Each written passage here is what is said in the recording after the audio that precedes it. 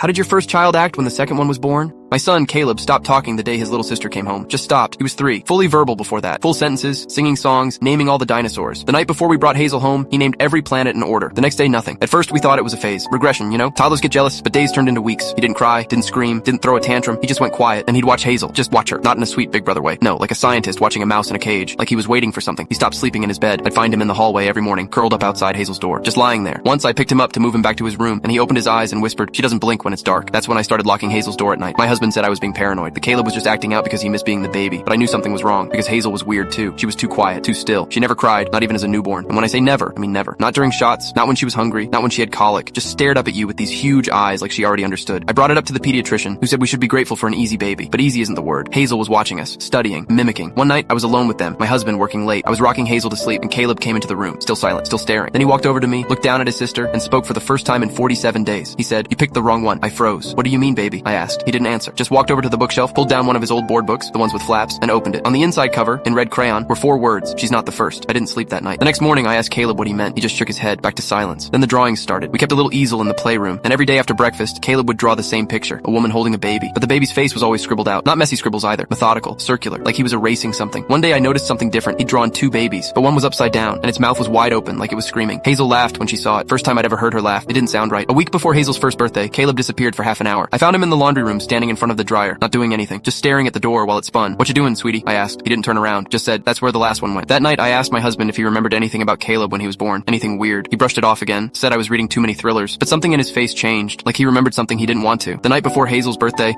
I heard the baby monitor crackle, not cry, just static, then a soft hum. Caleb was in there, standing by Hazel's crib, holding one of her tiny socks. I rushed in. "Caleb!" He turned and looked up at me wide-eyed, sock dangling from his hand, and Hazel was sitting up, perfectly still, watching him with those big, dark eyes. "Tell her," he said. "Tell mommy where you were before." Hazel tilted her head and smiled, and she said, "In the wall." I swear to God she said it. 2 clear words. My legs went weak. I picked Caleb up and ran out. Didn't even take my phone. We stayed at my sister's for 3 days. When we came back, Hazel was different. She cried like a normal baby, fussed when she was hungry, laughed like a real laugh, not that high, echoey thing from before. Even Caleb seemed calmer, until this morning. I was changing Hazel's diaper. Caleb was in the corner playing with his dinosaur figures, and Hazel looked up at me with those huge dark eyes and whispered, "Not yet." Caleb didn't even look up. He just said, "Told you."